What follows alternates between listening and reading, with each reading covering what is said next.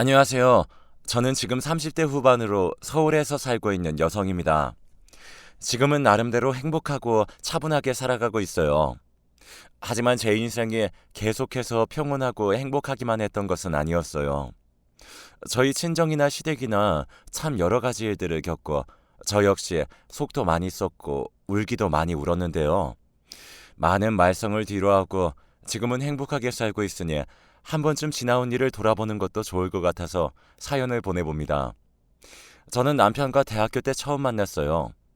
남편은 공부를 잘해서 지방에서 서울로 대학 진학을 온 케이스였죠. 저도 나름 학업 성적이 괜찮았기 때문에 저희는 같은 과 동기로 만나서 친해졌습니다. 남편은 순하고 얼굴도 나름 훈남이었기 때문에 여자 동기들 중에 좋아하는 사람들이 많았는데 의외로 저한테 와줬죠. 나중에 들어보니 제가 성격이 쿨하고 시원해서 좋았다고 하더군요. 남편이 선배에게 혼나고 있을 때 제가 큰 소리로 그 선배를 망신줘서 공경에서 빠져나온 적이 있었는데 그때 반했다고 했었고요. 처음 사귄 것은 대학교 3학년 때였는데 그 이후로도 저희는 한 번도 헤어지지 않고 쭉 몇 년을 사귀었어요.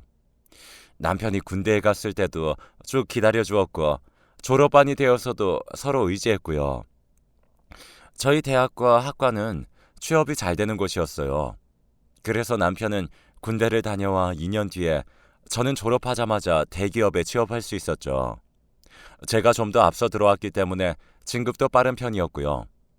하지만 둘 다 대기업 직장인이어서 누구랄 것도 없이 다 연봉이 상당히 높았어요. 저희 둘은 모두 서로와 결혼할 생각이 상당히 굳건해서 취업하자마자 결혼 자금을 모으느라 허리띠를 졸라매었죠. 대기업 초봉은 5천 정도였는데 물론 받는 돈만큼 일도 많이 하기는 했지만 연봉이 높은 만큼 돈을 모으기도 쉬웠어요. 게다가 저는 친정이 어렵지 않았고 저를 적극적으로 도와주셔서 남편이 저보다 늦은 2년 동안 돈을 상당히 잘 모을 수 있었죠. 친정 아빠는 저 어릴 적에 돌아가셨는데 남겨주신 유산이 많아서 저희 엄마가 서울에 아파트가 2채 정도 있었어요. 연금도 많이 나와서 생활에 여유도 있으셨고요. 자식은 저 하나라 항상 저한테 뭐든지 해주려고 하셨죠. 하지만 저는 제 힘으로 결혼 생활을 시작하고 싶어서 엄마가 해주신다는 돈을 전부 거절하고 열심히 제 월급을 모았어요. 덕분에 결혼할 때 어렵지 않게 저희 힘으로 아파트를 사서 시작할 수 있었죠. 물론 대출은 정말 많이 받아야 했지만 그래도 부모님의 도움을 받지 않고 서울 변두리에라도 아파트를 마련해서 시작한다는 게 결코 쉽지 않은 일이었죠. 그런 덕분에 뿌듯한 마음으로 신혼생활을 시작할 수 있었어요. 처음 시어머니 되실 분을 보았을 때는 상당히 좋은 분으로 보였어요. 지방에 사시면서 작은 사업을 하시는 분이 시아버지였는데요. 집안은 나름 경제력이 있고 윤택했지만 시어머니는 거기에 만족하지 못하시는 것 같았죠. 저희 집이 서울에 아파트 2채가 있다는 사실을 아시고는 어딘가 부러운 눈으로 저를 보시곤 했어요. 상견례 할 때 시어머니는 저희 엄마한테도 서울에 아파트가 2채나 있어서 좋으시겠다 라고 말씀을 하셨어요. 하지만 묘하게 엄마한테 밀리고 싶지도 않은 분위기가 있어서 지켜보는 저는 기분이 상하긴 했죠. 아휴, 저희 애들 아빠가 사업을 자그만하게 하는데 사실 저는 서울 올라가서 살고 싶거든요. 그런데 뭐 지금 하는 사업도 잘 되고 있고 해서 여길 뜰 수가 없어서. 어머, 그러셨군요. 사업이 참 잘 되었거든요. 겉으로 보기에 규모는 크지 않아도 나름대로 탄탄한 편이라 저희가 지방 살긴 하지만 벤츠 2대 몰고 있기도 하고. 어머, 우리 애가 복이 있네요. 유복한 집으로 시집가게 되었으니까요. 아이요, 그럼요. 뭐 서울 아파트만큼 값이 나가진 않겠지만 저희도 이쪽 지방에 아파트가 2채나 있거든요. 시어머니는 웃으시면서 저희 엄마한테 말씀하셨어요. 앞으로 저희는 자산이 많이 불어날 거긴 해요. 이번에 애 들어서 우리 애들 아빠 사업이 정말 잘 되고 있어서요. 바깥 사돈이 능력 있으셔서 좋으시겠어요. 그렇죠. 그 안사돈 분께서는 바깥 사돈이 돌아가셔서 앞으로 희망이 없으시겠어요. 그 말을 들은 엄마의 표정에 잠깐 어두워지셨어요. 예비 신랑이 황급히 시어머니의 무릎을 쳤지만 시어머니는 왠지 이유를 모르겠다는 듯한 얼굴로 저와 신랑의 얼굴을 번갈아 볼 뿐이었죠. 저는 마음이 안 좋았지만 시어머니가 간혹 또 너무 천진하고 순수하신 면이 있어서 말을 함부로 하시는 경향이 있다는 걸 미리 남편으로부터 들어서 그냥 그런가 보다 싶었어요. 남편은 어머니가 좀 안쓰럽다는 투로 말했죠. 시아버지 되시는 분이 너무 시어머니를 안에만 있게 해서 바깥 사정을 모른다고요. 사실 모르셔서 그럴 나이는 한참 지나시긴 했는데 저는 남편의 말을 믿었어요. 그 외에는 결혼할 때까지 그리 걸리는 일이 없었어요. 그런데 결혼을 하고 나서 보니 시댁의 재정 상태가 생각보다 좋지만은 않다는 사실을 알게 되었어요. 시아버지는 실제로 과거에는 상당히 잘 나가는 사업가였지만 최근 들어서는 여러 가지 문제로 인해 사업이 휘청이고 있다고 하더군요. 그것도 시부모님이 말씀하신 건 아니고 남편이 어쩌다가 말을 흘려서 알게 되었어요. 아, 요새 아버지 힘드신가 보네. 왜? 자꾸 돈 나올 때 없냐고 연락 와서. 돈 나올 때? 사업 자금이 임시적으로 필요하신가 봐. 얼마 전부터 힘들다고 계속 그러시더니. 아, 지금도 그런가 보네. 아, 그렇다고 오빠한테 자꾸 그런 말씀하시면 어떡해. 우리가 뭐 돈이 어딨다고. 아버지도 진짜 뭐 바라고 하시는 건 아니겠지. 그냥 답답해서 하시는 말씀일 거고. 남편은 크게 신경 쓰지 않는 모습이라 저도 그냥 별일 아닌가 보다 하고 말았어요. 하지만 아무리 힘들더라도 결혼한 아들한테 돈 달라고 말씀을 자꾸 하신다는 게 좀 제 상식선에서는 이상한 부분이긴 했죠. 사실 시댁 분위기가 제가 느끼기에는 좀 이상했어요. 시어머니는 저한테 좀 허세를 부리고 싶어 하고 반대로 부러워하기도 하셨거든요. 그 사이 시아버지는 뒤로 남편에게 돈 나올 것 없냐고 대출 좀 소개시켜 달라고 하기도 하시고요. 지금 생각하면 그때 한창 시아버지의 사업이 흔들리기 시작했던 때인 것 같아요. 하지만 저는 당시에 아무런 눈치를 채지 못하고 그저 원래 시댁 분위기가 그런가 보다 할 뿐이었죠. 결혼하고 나서 첫 명절에 시댁에 갔을 때도 그런 걸 느꼈어요. 시어머니는 저를 불러다 앉히시더니 갑자기 수다를 떨기 시작하셨죠. 예, 내가 친구들이 있는데 말이다. 걔네들도 다 이쪽 지방 유지 집안이거든. 그런데 며느리들은 어찌나 잘 들였는지 며느리들이 다 알아서 명절 맞이로 용돈도 20개씩 탁탁 챙겨주고 그런다더라. 아, 그분들은 좋으시겠네요. 그래, 며느리들이 다 의사, 변호사 같이 사자 달린 애들 아니면 친정집이 아주 부자라 시어머니 용돈도 엄청나게 챙겨주나 봐. 걔들 그래서 이번에 며느리들이 준 용돈으로 백도 바꾸고 명품관 쇼핑도 했다지 뭐야. 세상에 잘난 며느리 들이더니 부러워라. 저는 당시 시댁에 용돈 100만 원 정도를 챙겨드렸는데 그 정도도 저한테는 엄청나게 큰 돈이었어요. 하지만 시어머니는 며느리라면 당연히 그 정도는 해야 하는 거고 더 잘난 며느리를 바라시는 것 같았어요. 제가 뭔가 항의도 못하게 꽤나 외적으로 돌려 말하면서 못마땅해 하셨죠. 친정이 잘 사는데도 돈 안 주는 며느리는 없다더라. 다들 시댁 살림에 보태기도 하고 시아버지 사업에 쓰라고 자금 융통해주기도 하고 그런데 아유 우리 집은 왜 그런 복도 없는지. 아 엄마 그만해요. 결국 참다 못한 남편이 한 소리 할 정도로 시어머니의 불평불만은 끝이 없었죠. 명절에 시댁에 이틀을 머물렀는데 스트레스 때문에 편히 앉아 밥 한 술도 못 들 정도였어요.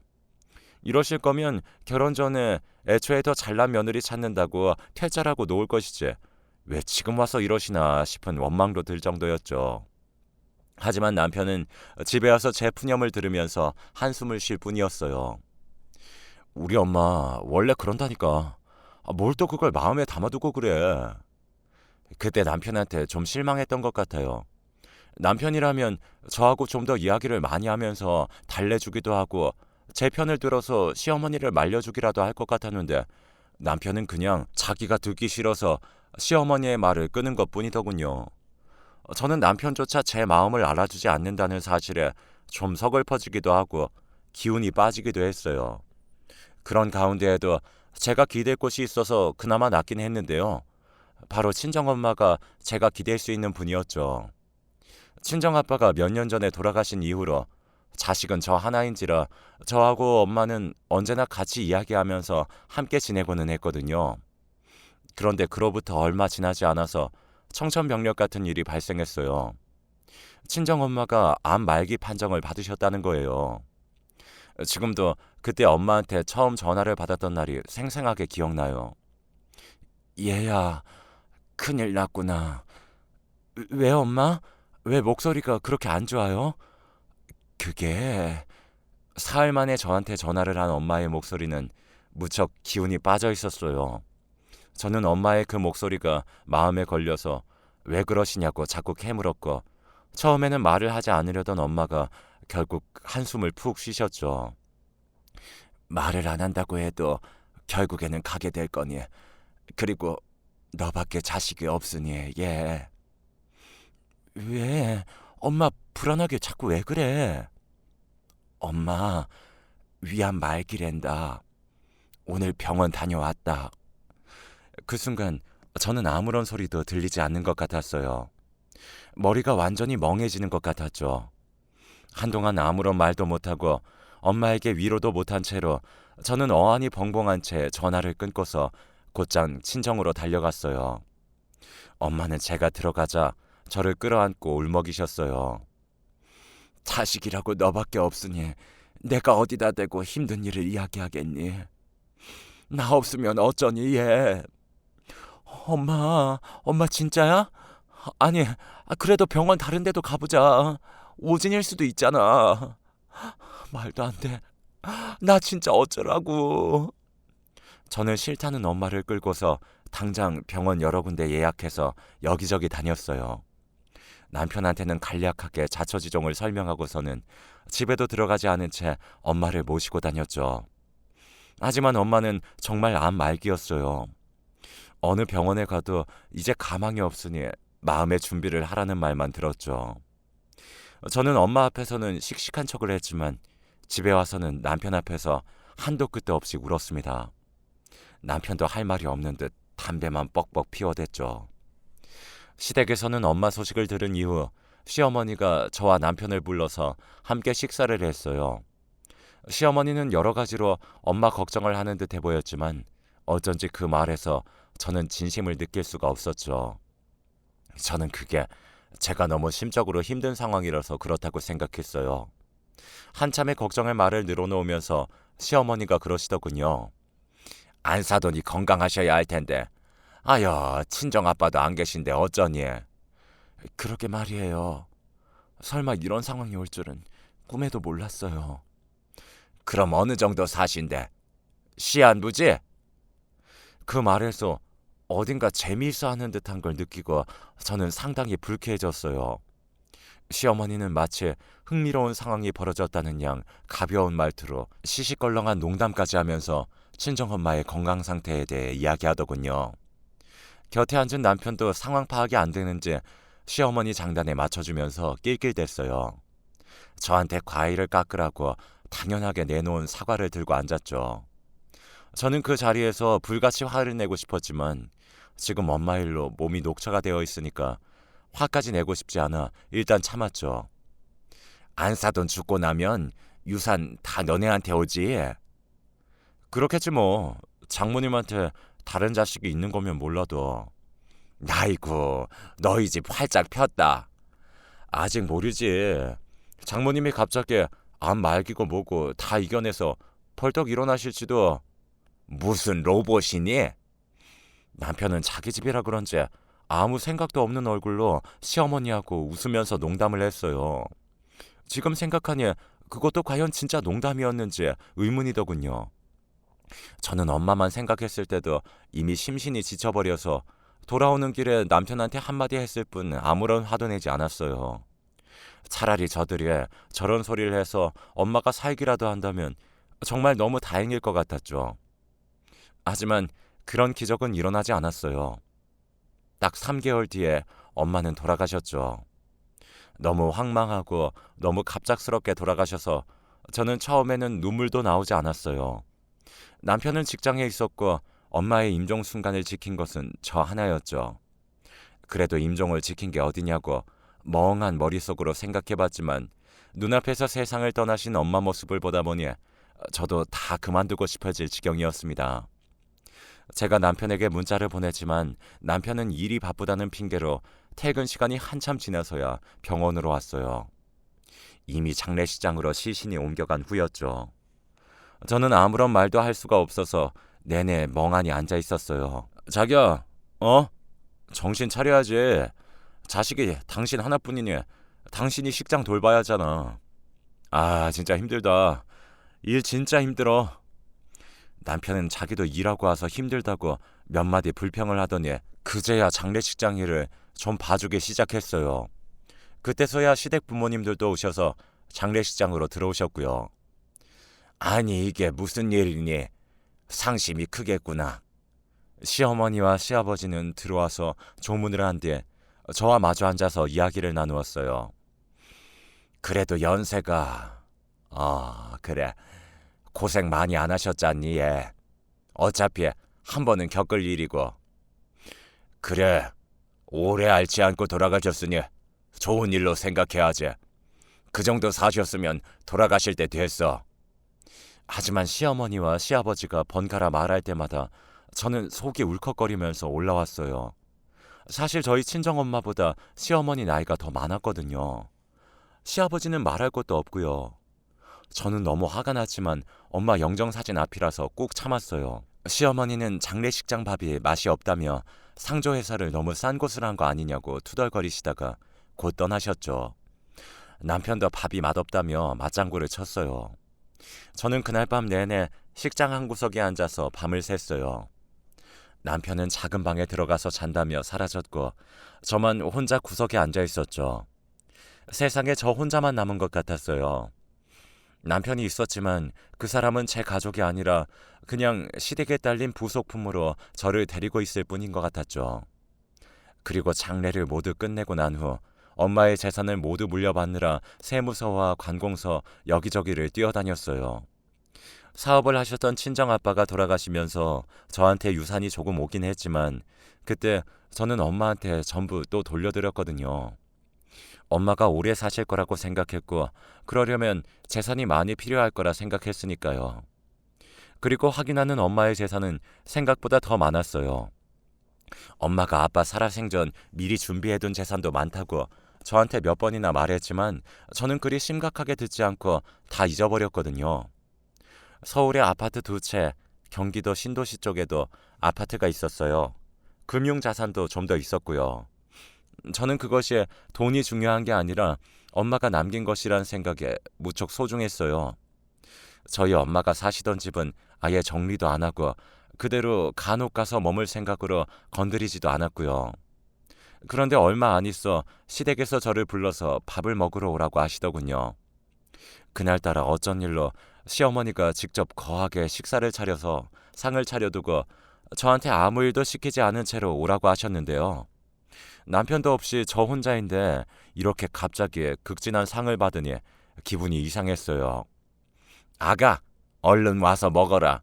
너 잘 먹어야 해. 네, 어머님. 감사합니다.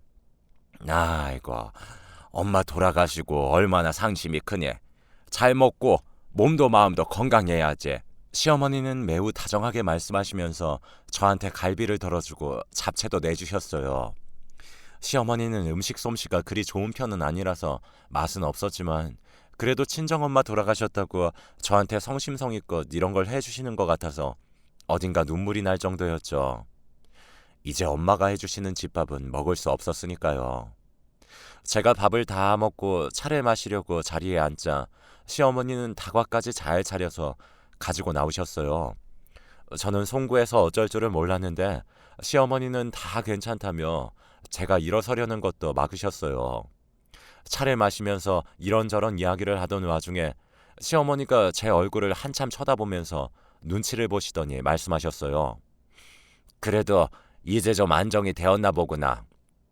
엄마 돌아가신 건 인정하고 이제 저도 제 생활 챙겨야죠. 그래, 그래도 나쁜 일만 있는 건 아니잖니.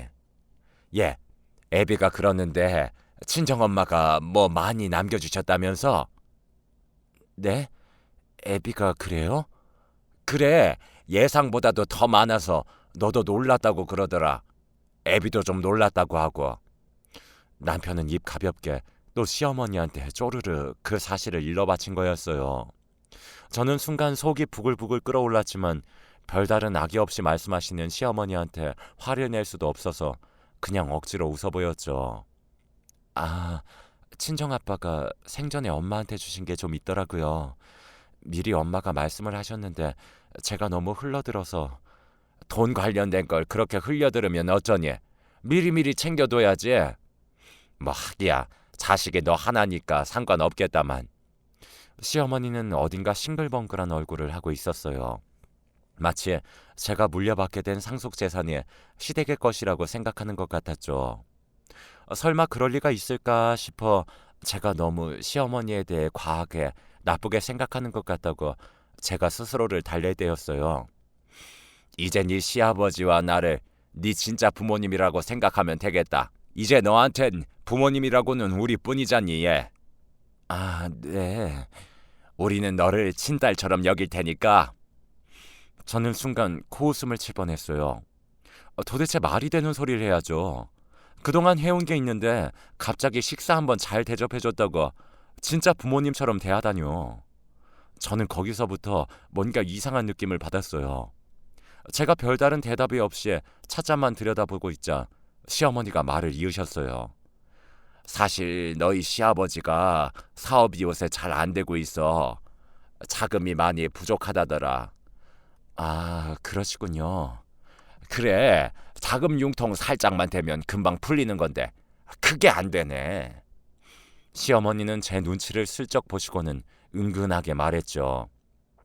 자금만 좀 융통해주면 사업 금방 확장되어서 훨씬 부자 될 거야. 우리 재산 늘어나면 그게 다 어디로 가겠니? 너희 남편하고 너한테 가지. 네, 잘 풀리면 좋겠네요. 아유, 어디 돈 좀 빌릴 데 없을까 모르겠네. 넌 아는 데 없니?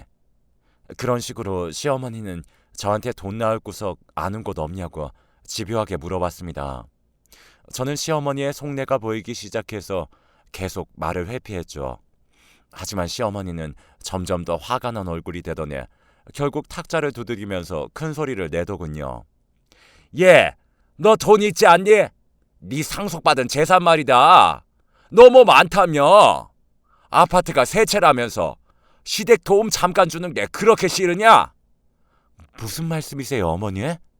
시애미가 이렇게까지 말했으면 네가 먼저 얘기를 해야지. 자금 융통해드린다고.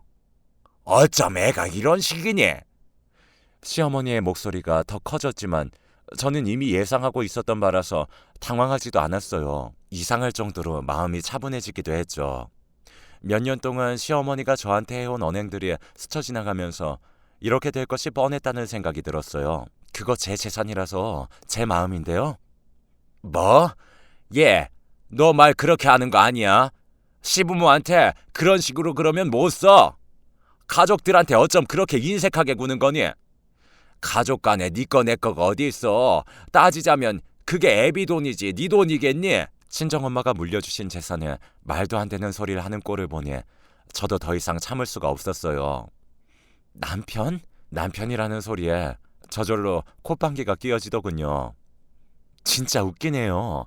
보자 하니까 남편도 남보다 못한 거 가지고. 뭐?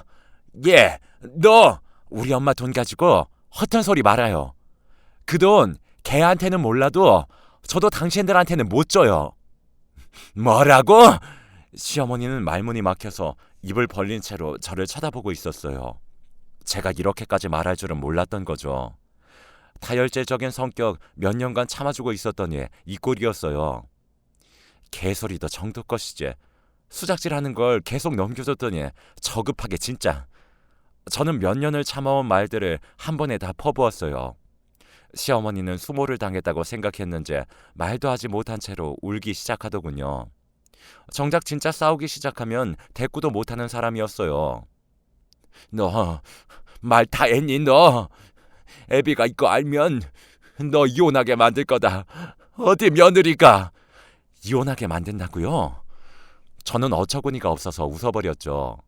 아니요. 내가 이혼할 건데요. 무릎 꿇고 빌어도 갈라설 거니까 그렇게 아세요. 시어머니는 그 말에 드디어 울고불고 안달내기 시작했어요. 저를 누를 방법이 아예 없다는 생각이 든 거겠죠. 저는 그대로 시댁을 넘어서 집으로 가서 짐을 싸고 친정엄마가 사시던 아파트로 갔어요. 남편에게는 문자로 이혼을 통보했고요. 당연히 시댁과 남편이 동시에 난리가 났죠. 이렇게 쉽게 이혼하는 거 아니라고 남편이 적반하장격으로 화를 내기에 제가 이혼 소송 가자는 거냐고 변호사 선임하겠다는 뜻을 비쳤더니 남편이 돌변해서 미안하다고 사과하기 시작했어요. 하지만 이런 일을 겪은 마당에 제 마음이 돌아설 리가 없었죠. 저는 그대로 버텼고 결국 1년도 채 되지 않아 남편은 이혼 서류에 도장을 찍었습니다. 그간 시댁으로 보낸 돈과 시어머니의 말들을 증거로 소송을 하겠다고 하자 겁을 먹은 거였죠. 그래서 그 후로 저는 상속받은 재산을 가지고 나름대로 여유를 가지고 살고 있어요. 친정 부모님이 물려주신 재산이 많은 편이라 굳이 돈을 벌 필요는 없었지만 그래도 직장은 다니고 있고요. 만약 너무 억울한 일을 계속 당하고 있는 분들이라면 한 번 정도는 크게 뒤집어 버릴 필요도 있어요. 인생이 달라져서 훨씬 행복하게 살 수도 있으니까요. 그럼 여기서 이만 제 사연을 마치겠습니다.